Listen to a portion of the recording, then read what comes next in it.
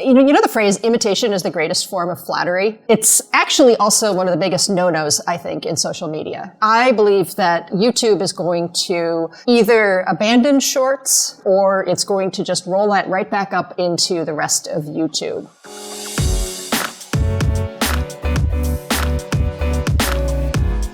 Hey gang, it's Monday, December 20th. Debbie, Paul, Andrew and listeners, welcome to the Behind the Numbers Daily, a new marketer podcast made possible by Basis Technologies. I'm Marcus, and today I'm joined by all those names I just mentioned.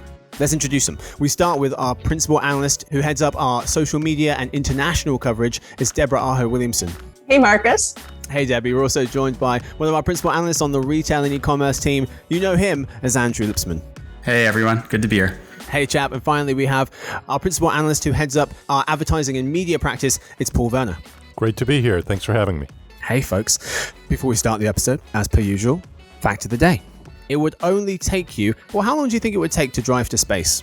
If you got in your car and instead of going to the grocery store, to the gym, to a friend's house, you were like, I'm just going to drive to space. I'm going to point my car upwards like Harry Potter 2. I think it's Harry Potter 2. I just started watching them. And you just drove your car into space. How long do you think it would take? 17 days. 17 days? My God, how slow is your car? I didn't say bike there, Andrew. No, that's what I would have guessed as well, my friend. I'm only saying that because I know the answer. If you got in your car and you turned on the ignition and drove up into the sky at 60 miles per hour, it would take you 1 hour. It takes you an hour to get to outer space, according to astronomer Fred Hoyle. Of course, this is purely theoretical. But it's fun to think about. That means it would be quicker to drive straight up to space than it would be to drive from Newark Airport to Philly, or from the Bronx to Fairfield, Connecticut, or from Chicago to Milwaukee, or from Newport Beach in LA to San Diego. Some references for you wherever you live. Or from 34th Street to 49th Street on a Friday afternoon. Very New York true. City. Very true. Now, to get to the moon, that's going to take you about 6 months in the car. So don't give me that, are we there yet? I don't have time for that. Marcus, I'm a little concerned that I was off by a pretty wide margin right in advance of our very specific predictions episode. Doesn't bode well for you. It's inauspicious. Also, at what point, I mean, if you're driving into space, you're going to bust out of that 65 mile an hour speed limit, so you can probably crank it up to like 100 or 120. That's very true, yeah. Well, actually, I was going to say guarantee that you're not going to hit anything, but there's all that space junk, so I guess you do have to be careful. Now, why are you driving 60? There are no police up here. Yeah. Anyway, today's real topic, some very specific 2022 predictions.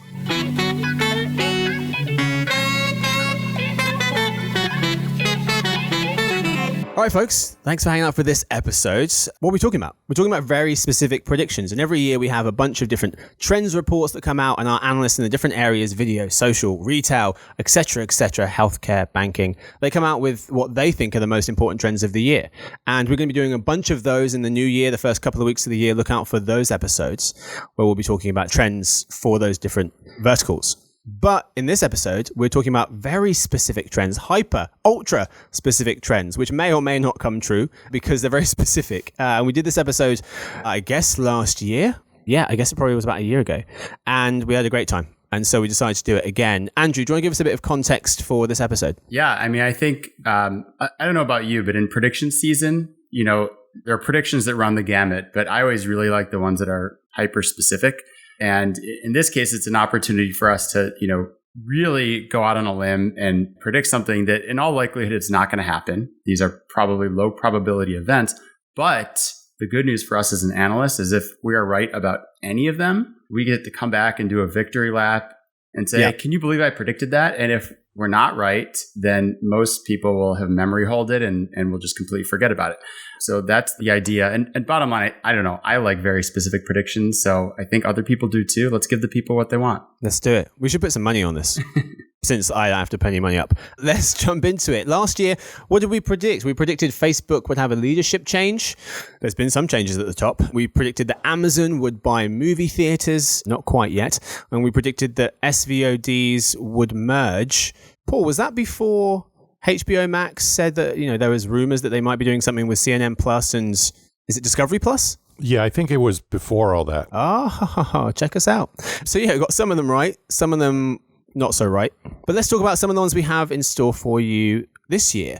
We've broken it into some different themes, I guess. Social media, we'll start there. We'll move into retail, and then finally some general media predictions, TV and video, things like that. We start with social media, and Paul, you have one which kind of bleeds between social media, but also your coverage area of TV and video, or more specifically, digital video. Paul, kick us off with a specific trend for 2022. Yeah, I'd like to preface this with something that just popped into my head as a tech prediction, which is that Elon Musk is going to develop a car that takes us into space in less than 60 minutes.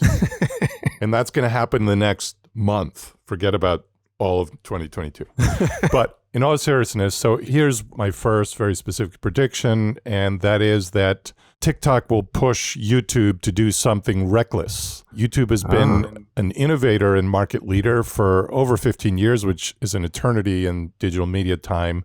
And in all of that time, it's had a lot of competition, but until recently had not faced an existential threat. I think that some of the things that TikTok has started doing do represent that existential threat. And I'm thinking of things like short, irreverent videos that go viral, a creator and influencer-based ecosystem, huge appeal among millennials and Gen Z, music discovery, which is a big one, the concept of being TikTok famous, which is now almost as ingrained in our vernacular as the term YouTuber.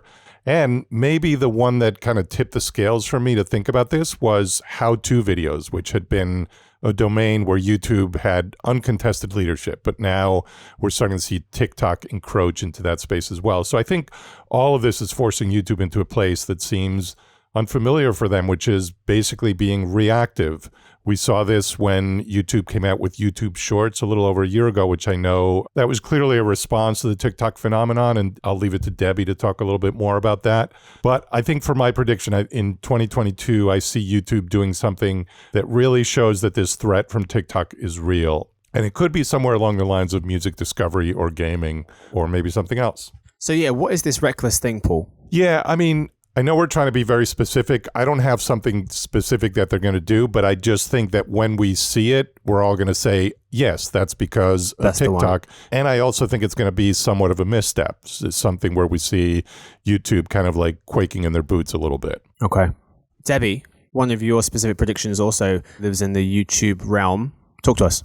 Yeah, this is actually a great follow-up to Paul. And so to set the tone, and it has to do with TikTok too. So TikTok, as we all know, is a short video platform. It rose to fame and success on the back of very short videos that are extremely eye-catching, ear-catching, and very, very viral. So a lot of companies have since then tried to copy TikTok. We've got Snapchat with Spotlight. We've got even most recently vertical video features on Twitter and Spotify, Instagram with Reels, YouTube, of course, with Shorts, as Paul mentioned. And what I'm thinking about here is, you know the phrase imitation is the greatest form of flattery? Yep. It's actually also one of the biggest no-nos, I think, in social media. And I believe that YouTube is going to either abandon Shorts, which is its short video feature, or it's going to just roll that right back up into the rest of YouTube. I don't think Shorts, and possibly some of the other short video features on other apps, have a long shelf life. And I think this could be the thing that Paul is alluding to that that YouTube could do this year, and it could be a recognition that TikTok is just too big and too powerful and has just completely captured this idea of short video and is really the only one that's going to be successful at it. Debbie, it's fascinating because you said that imitation is the greatest form of flattery. However, in social media, you think it's something that it shouldn't be done. You should be avoiding that. However, Jasmine, one of our colleagues, she put together that matrix of the different social platforms, the different features, and you would check the box if the social platform does that feature. And pretty much every social platform, it seemed, was doing the same features now, and they kind of copied each other. In your mind, that's not the right playbook. And do you see social platforms kind of pulling back from that a little bit? It's not the route to success. I mean, sure, okay, we saw Instagram famously co-opt stories from Snapchat and turn that into a wild success. Okay, for sure. That was something successful. But I think, and whenever you start to see multiple platforms glom onto this, and you saw that with stories. I mean, you saw LinkedIn launching stories, which it shut down. You saw Twitter's launching stories, which it shut down. It really sounds like even though many platforms will try to imitate each other's features, it's very rare that more than one is going to be wildly successful with it. Mm-hmm. Yeah, they make a big splash saying, this is a new feature, we're copying this. I don't say that, but that's what everyone's thinking. But however, to your point, a lot of these platforms have scaled back certain features and kept it, pretty quiet because they don't want to be seen as a failure. They're just realizing this isn't for us. Debbie, at the start of the year, I think it was the start of this year. God, I don't even know anymore. Clubhouse. Whenever we were talking about Clubhouse, we were talking about it until the cows came home, which is a reference probably no one else gets because I think it's a British thing. But anyway, we talked about it a lot. And we didn't really seem to talk about it too much the last, 6 months or so. We've had some other players come into the space, Green Room, Spotify's Green Room, Facebook working on something. We've also had Twitter Spaces, etc. But the social audio space seemed to have quietened down to a certain extent. We just definitely haven't talked about Clubhouse on the podcast for a while. But you have a very specific prediction for Clubhouse for next year. I sure do, yeah. So, rewind to the beginning of the year. There was so much media attention surrounding Clubhouse and social audio. We published a full report. I wrote a full report on social audio and what marketers needed to know about it, how they could use it if they were interested in venturing in, and what was going on with all of the other companies that were starting to launch social audio features like Twitter and Facebook. Clubhouse, roared to massive success at the beginning of the year. It had 9.6 million downloads, or installs, I should say, globally in February, according to Sensor Tower. And then as the year went on, Clubhouse started to fizzle. It had just 1.7 million installs globally in August and only 962,000 in October. Wow. Again, all those figures according to Sensor Tower data. So we're really seeing Clubhouse fading, trailing off. And even though it's added more features to make the app more social, there's really not much sign that it's helping the app regain traction. And so the very specific prediction that I'm planning to make, that I am making, is that Clubhouse will either shut down or be acquired by another company. So there's that. And then on top of that, I think what Twitter and Facebook are doing is really just ancillary at best. Again, going back to my copycat statement, no one's really going to be super successful at this, I don't think. Maybe not even Clubhouse at this point. And what Twitter and Facebook are doing will just end up being more in the guise of podcasts, I believe, than anything that's related to live social audio. So let me come back to, I want to touch on those 2 points. First of all, Clubhouse, you say, will not last the year as a standalone company, will either be acquired or shut down entirely. A, which one do you think is more likely at this point? You're holding my feet to the fire here. Yeah, huh? absolutely. And B is kind of, if it is going to be acquired by someone, I mean, without, have to name a company, but there's like a type of company that you can see kind of snatching them up. So I'm going to go with acquired for either the people or the assets, the user base, one of those three, or maybe all three of those three.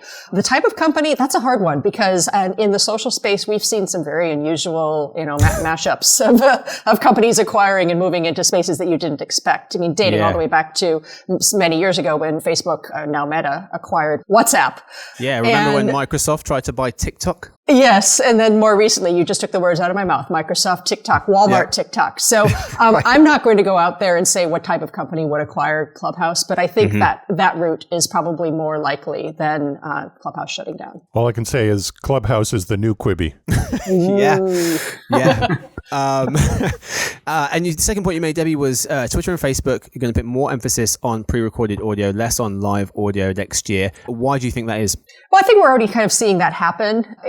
Twitter had said originally that it was going to give Spaces its own tab in the Twitter app. And as far as I can tell, that hasn't happened yet. It's really just a part of the app. And then Facebook, when it introduced live audio rooms at the height of the craze over social audio, that sounded exciting. But then more recently, it squashed all of these audio initiatives that it had come up with so far this year, including things like podcasts and short form audio, into just a section of its video hub, Facebook Watch. So when you see things like that, you go, okay. If the companies themselves aren't putting a whole lot of, emphasis on it, chances are their users aren't either. Yeah. Andrew, you've got a bonus, very specific prediction for us to wrap up the social media segment, right? Yeah, and I think it plays off of the same theme of a lot of social players maybe running scared from TikTok. My prediction is that Facebook will finally begin to, quote unquote, underperform the market. And I mean that both in terms of underperforming its peers in terms of usage trends, and that will have follow-on effects in terms of its performance on the financial markets. So let me get a little bit more specific. I think that we're going to see Facebook finally report its first domestic user declines.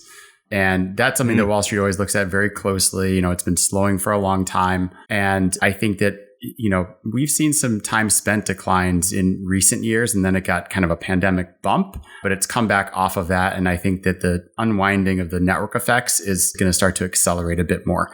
Now, that said, even though we've previously seen some decline in time spent, Facebook's monetization engine has been so powerful that it's basically overwhelmed those other negative trends, right? They just keep increasing average revenue per user.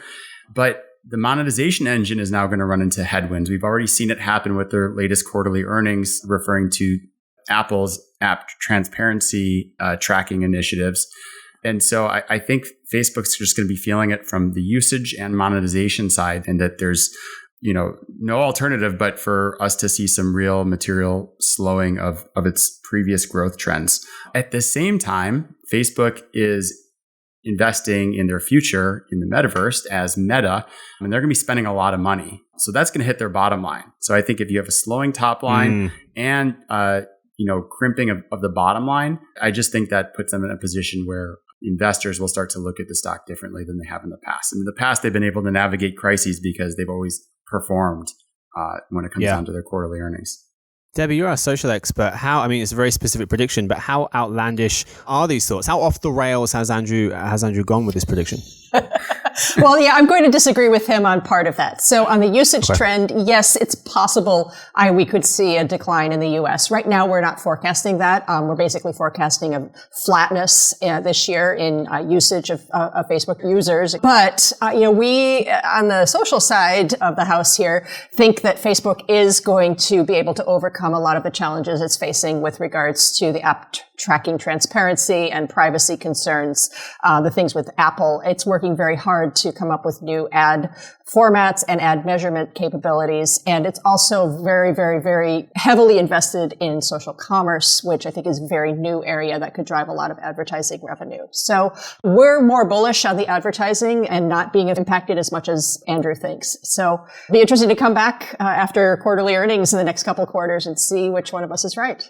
Yes, indeed. And just to be clear, the usage declines, Andrew, are you talking just the Facebook app or also Instagram? It's Facebook specifically, which is a big driver. Instagram's still doing fine, right? So that's another factor that has kind of helped lift the overall ship for Facebook. But yeah, it's more specific to the big blue app. So there are very specific social media trends. TikTok will push YouTube to do something reckless. YouTube will abandon Shorts. Clubhouse will not last the year, at least as a standalone company, and Facebook will underperform the market. We move to retail trends. Surprise, we're talking about Amazon. Andrew, you've got one for us.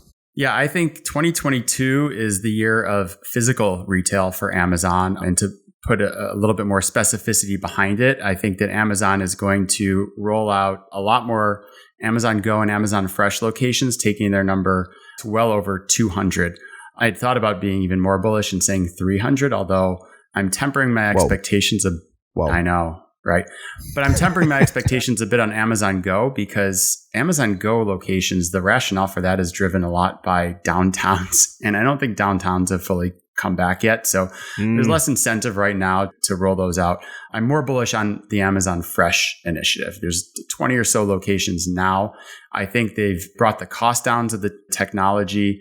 I think they're figuring out what's working and they're ready to start scaling. And I think they're also looking over their shoulder, knowing that, I've always seen physical retail as the fuel for their ad business. It's that first party data and consumer purchases, specifically in consumer goods, that fuels their targeting and measurement of how ads are performing. So to me, that's kind of the thesis of why they want to do it. But right now you have competition with Walmart that has the biggest brick and mortar footprint out there. And then Instacart, which is kind of pulling from consumer purchases in brick and mortar locations across, 300 some grocery retailers.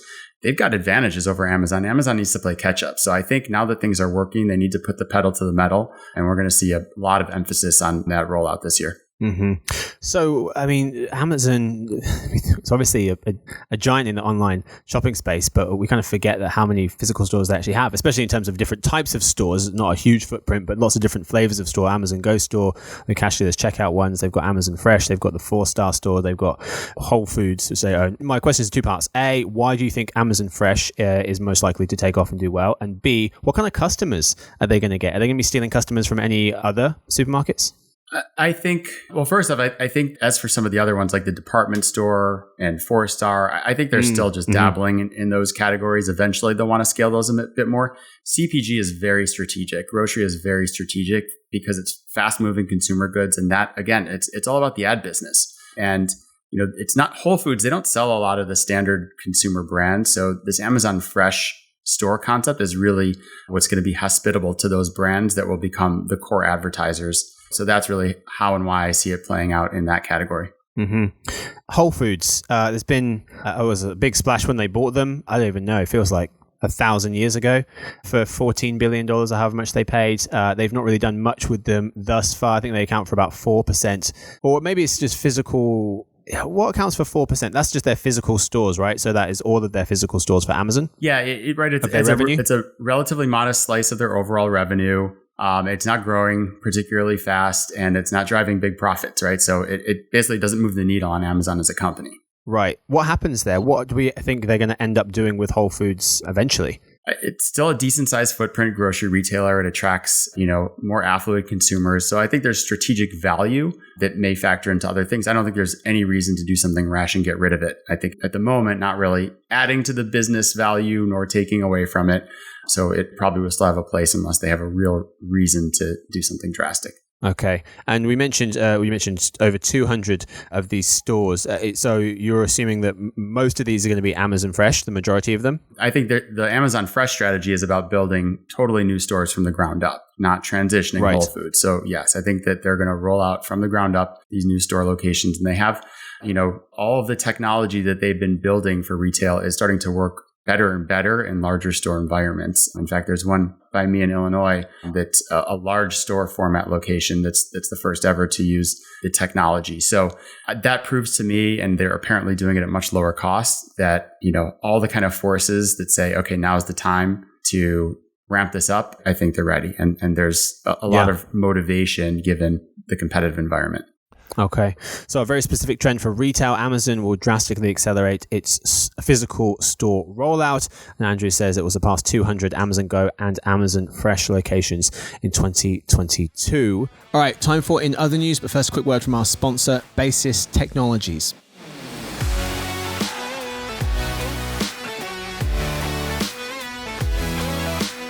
Today's podcast is made possible by Basis Technologies. Basis Technologies has created a digital advertising platform that connects people, automates processes, and unifies channels, bringing together programmatic, site direct, search, social, and CTV into one single interface.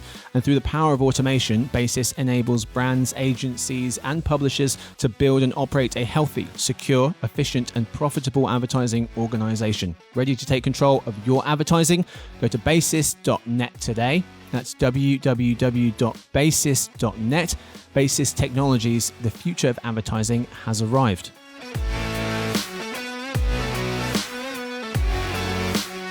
We move to some media trends now, and we're sticking with Amazon. Paul, what are you thinking? So I'm thinking that Amazon will buy a sports media company, as in a broadcaster or streaming service. Amazon has leapfrogged all the other tech firms when it comes to live sports streaming. If you recall, a few years ago, Twitter was very much in that game, as were YouTube and Facebook. At this point, those other companies have essentially capitulated and resorted to things like celebrity-driven shows and interviews and behind-the-scenes stuff. So all ancillary content, but not live game streaming. Whereas Amazon has done the opposite. They've really doubled down on the big sports rights that usually other broadcasters compete for. The most notable one being Thursday Night Football, which they have exclusively as opposed to on a simulcast basis. So they've spent lavishly on rights to sports properties, not just, football, not just NFL, but a lot of other top leagues and top sports around the world.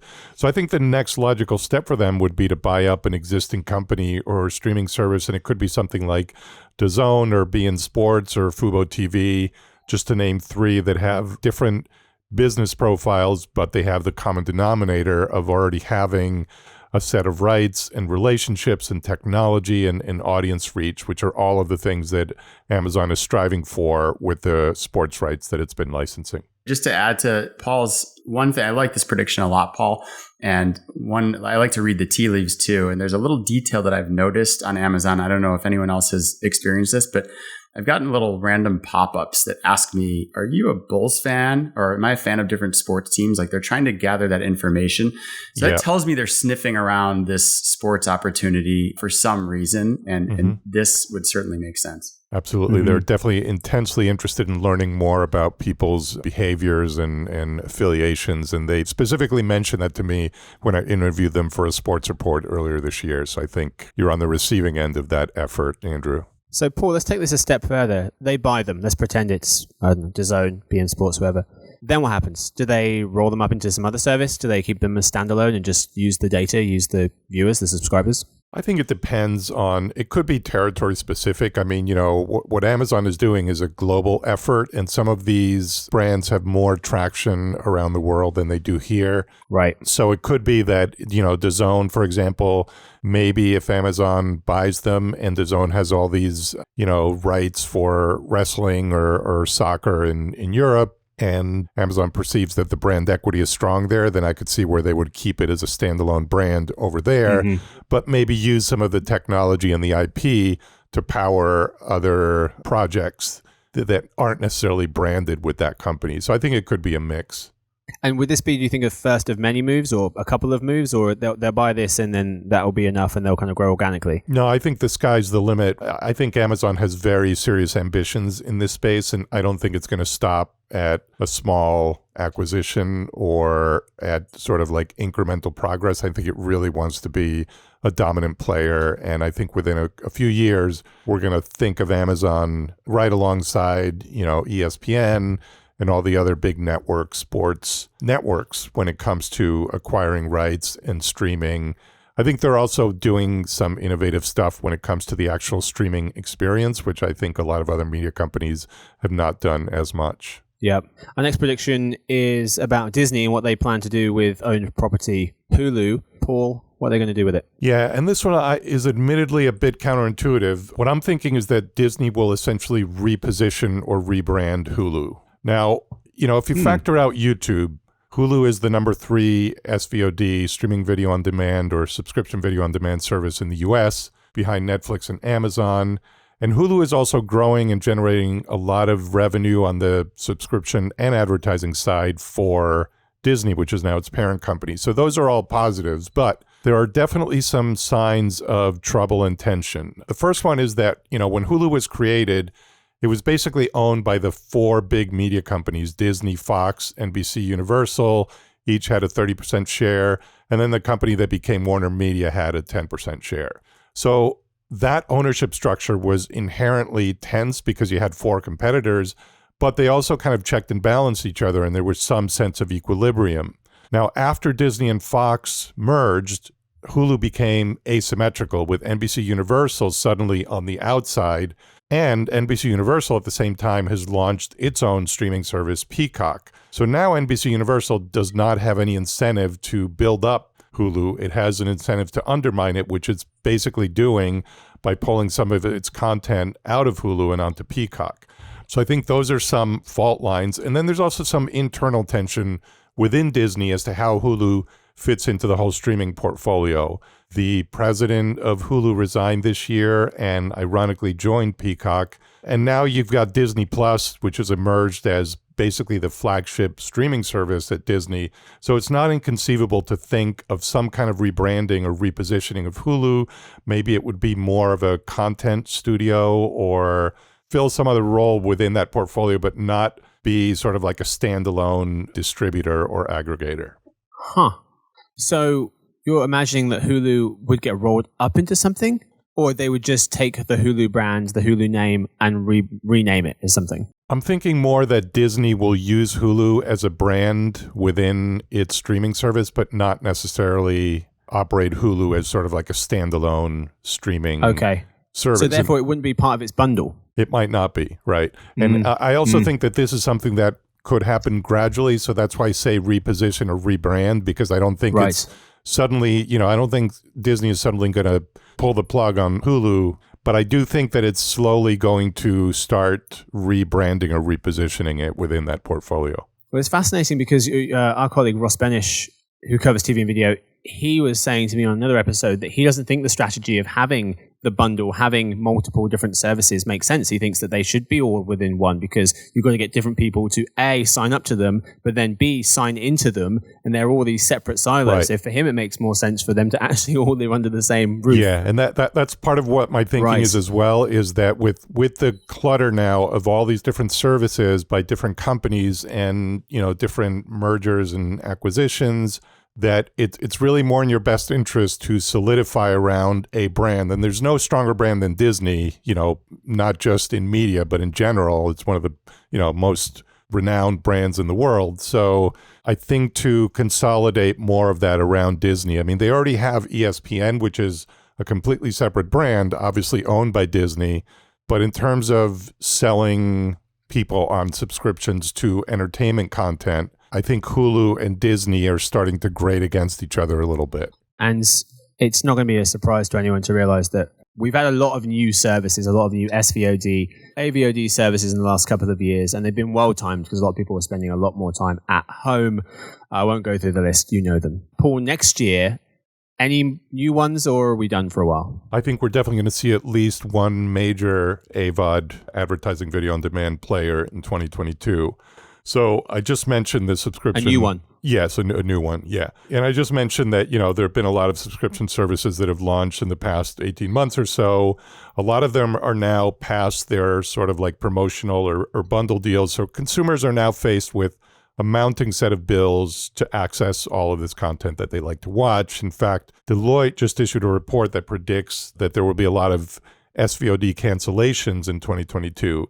So I think there's kind of been a pendulum shift to ad-supported services like Tubi and Pluto, and also subscription services like HBO Max have now added advertising tiers. So our own forecasts are showing that there's going to be a lot of growth in AVOD viewership, and there's some third-party data that's shown a big increase in time spent. So I think there are going to be more of these services. Eventually, there's probably going to be a consolidation, but before that, there's going to be more expansion.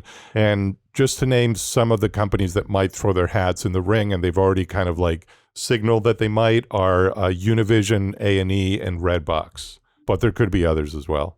Okay. And if you had to bet your life on it, who's most likely, in your opinion? I'll go with Univision on that one. It's high stakes, Paul. You bet your life just then. Yeah. Let's get another prediction, very specific prediction. And Andrew, this has something to do with, I'd say, a familiar face, but kind of a peripheral face, I think. A face that people want to live in this space, but has kind of, been playing on the edges of the space for a while with regards to TV. Who are we expecting to jump back in? Yeah, well, so this prediction is about Apple, but let me take a quick step back. My spidey sense just started really going off that I feel like 2022 is going to be a big year for Apple. And I started ticking down the possibilities, like what could be a big move from Apple. I think there's something brewing in advertising, and maybe it's not 2022, but I think there's a bigger play, maybe in search, maybe in big brand advertising. It's probably coming. The next one was cars. We know that Apple is sort of reaccelerated their ambitions on cars, but it doesn't feel imminent yet. But TV, this is something that's coming back to the forefront. And I think this is going to be a huge year for Apple's TV ambitions. And I'll get more specific. So it all begins with the content. Apple TV Plus has started to have some success. They've got some real flagship shows with Ted Lasso, breakout hit, The Morning Show, some other good content that's starting to roll out. And this is all under the direction of Richard Plepler, who came from HBO. And he came a couple of years ago, and now we're starting to see the fruits of his efforts as these shows start to get rolled out. 2022, for those not paying close attention, I mean, the number of A-list celebrities that have shows, limited series, or movies on Apple is just unbelievable. Just to tick off a few, Leonardo DiCaprio, Robert De Niro, Tom Hanks, Will Smith, Brie Larson, Jared Leto, Anne Hathaway. Also, one of my favorites, Fraggle Rock, is going to be coming back. For those that remember that, that was my favorite back in the 80s. So I think there's just a lot going on the content side. And, content is where the power comes from. So first, I think Apple TV Plus basically is going to be mentioned in the same breath as HBO and Netflix and having best-in-class content. So that's the first thing. The second thing is, I think Apple is going to get into the TV hardware game, that they are going to introduce a screen. Really? I don't think, because we haven't heard any rumors yet, that it's going to happen in 2022, but I think we'll hear the first rumors that this is happening. So maybe more likely in 2023. Why do I think that's the case? Apple has all these different disparate media efforts that are happening. Apple TV Plus, Fitness Plus, they're getting into games, all these different experiences. FaceTime, by the way, has been a breakout hit, but it's not on the big screen. I think Apple is going to reimagine the TV screen, integrating with all these different experiences. And the reason why now, I mean, Apple's always been unbelievably patient, but their only hardware in TV is the old Apple TV puck. And the whole puck and stick game is basically dwindling as we move directly into smart TVs. Well, Amazon this year launched a smart TV series, and they have an ability to subsidize those devices and get them in the hands of consumers, particularly around Prime Day. So Apple just can't continue to drag its feet if they're moving in this direction. So I think we're going to see very clearly in 2022 exactly what Apple's strategy for TV is going to be. Paul, you cover TV and video for us. I mean, how much noise can Apple make in this space, or are they just too late to the party?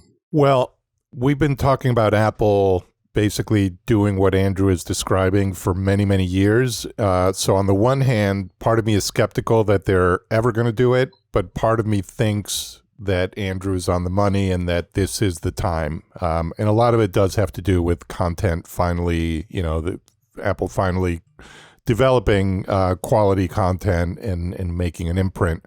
So, I think they clearly have all of the pieces in place. As whether they put it together and when exactly remains to be seen. But, by the way, in addition to the Apple TV puck, they did several years ago, they had teased basically a television, like an actual Apple TV, and it just went nowhere. Nothing ever happened with it, but it was at least rumored and maybe even mentioned by Apple executives. I don't recall. It was a long time ago, but yeah, I think there's definitely a lot to this. One of the reasons that it's been said that they stayed out of the TV business is that it's like the most commoditized business. There's no margins. It's a race to the bottom.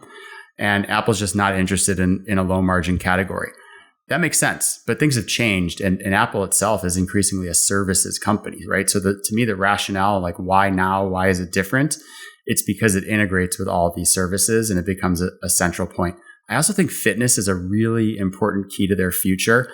So I think about all of the, Mirror and all of these kind of screen-based in-home fitness devices. I feel like it would be outfitted for that use as well, plugging into Apple Watch. I mean, and it just should be that kind of central hub for all of these activities that you're doing. I feel like this is how all the pieces that Apple has coalesce and come together finally.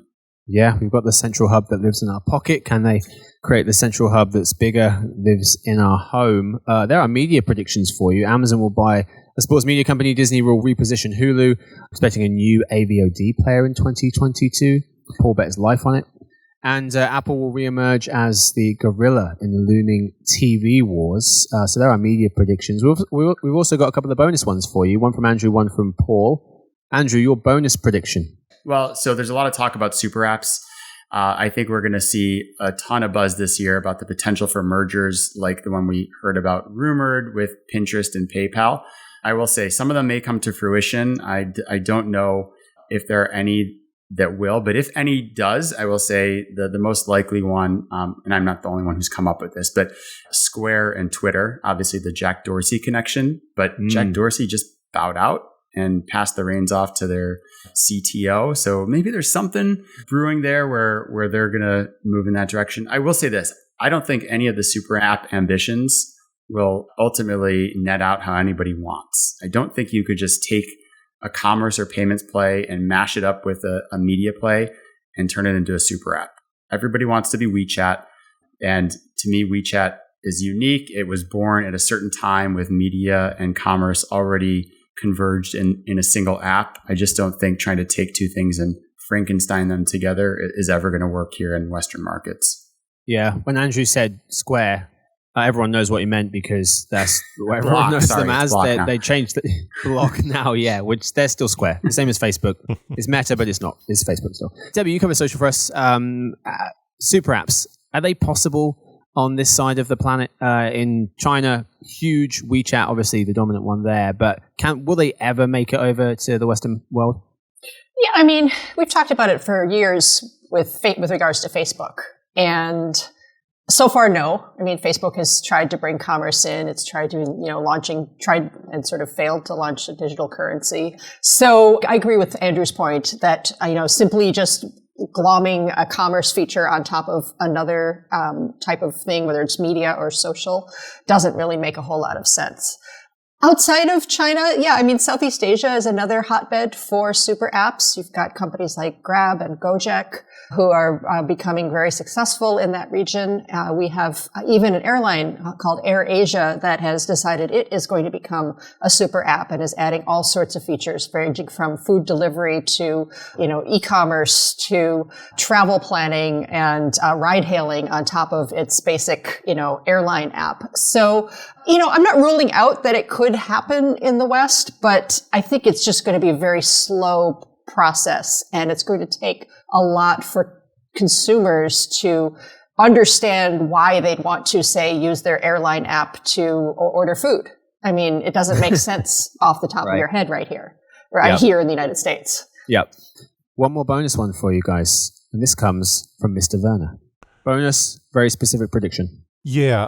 Bonus from what I'm told. Yeah. So Andrew brought up Jack Dorsey, and Jack Dorsey obviously gave up the CEO mantle at Twitter.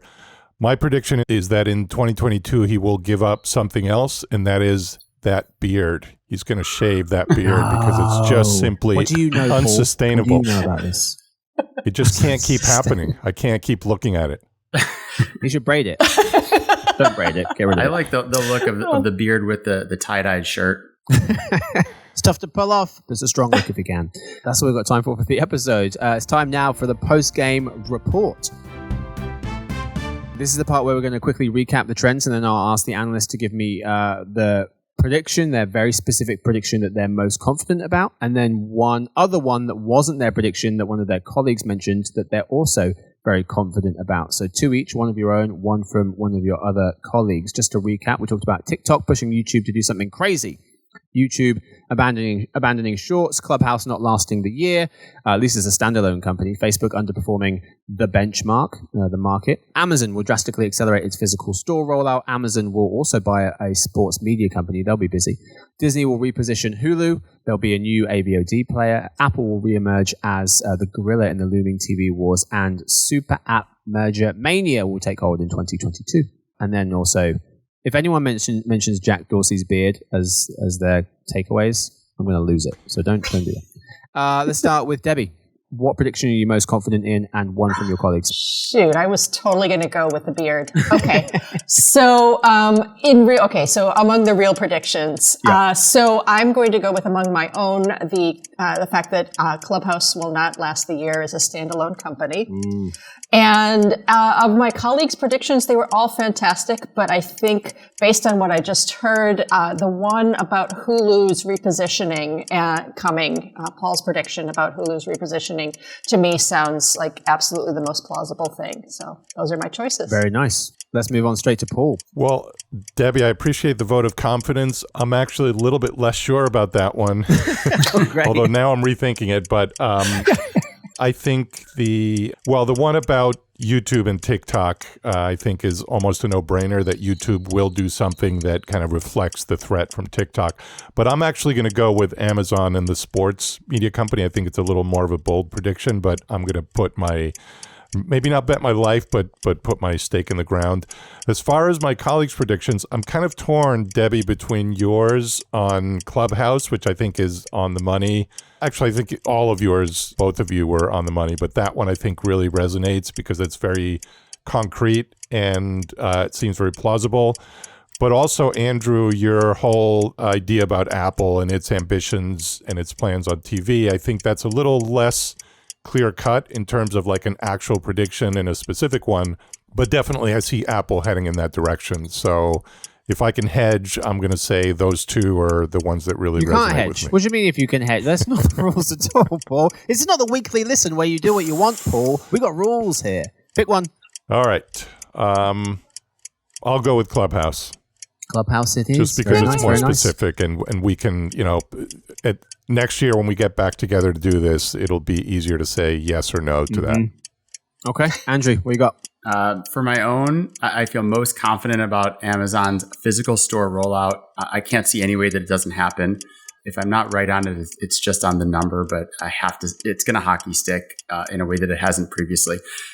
As for my colleagues, I think we have consensus here around Debbie's prediction on Clubhouse. When she first presented it to us, when your first thought is, why didn't I think of that? It's so right. I mean, yes, I would bet a lot of money on that one. I think it's going to happen. And it not always is past prologue, but in this case, I look back to last year and I feel like Quibi was the one where we probably should have predicted Quibi's demise. Clubhouse feels very similar to that. So, Debbie, I think you get the crown on this one. She certainly does. Why, thank you. My very specific prediction is that we'll do this again in about 6 months' time, see how they went, and maybe give you a couple of more to round out the rest of the year. So tune back in for that episode. But that's all we've got time for this one. Thank you so much to my guests. Thank you to Debbie. Thank you, Marcus. Thank you, Andrew. Thank you. Thank you to Paul. Thank you. Thank you to Victoria. She edits the show. And thanks to everyone listening in. We'll see you tomorrow for the Behind the Numbers Daily, a new marketing podcast made possible by Basis Technologies.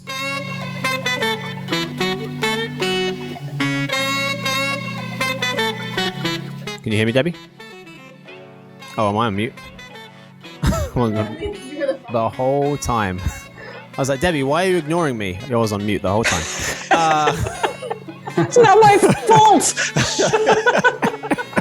So why is she being like this? We're off to a flying start.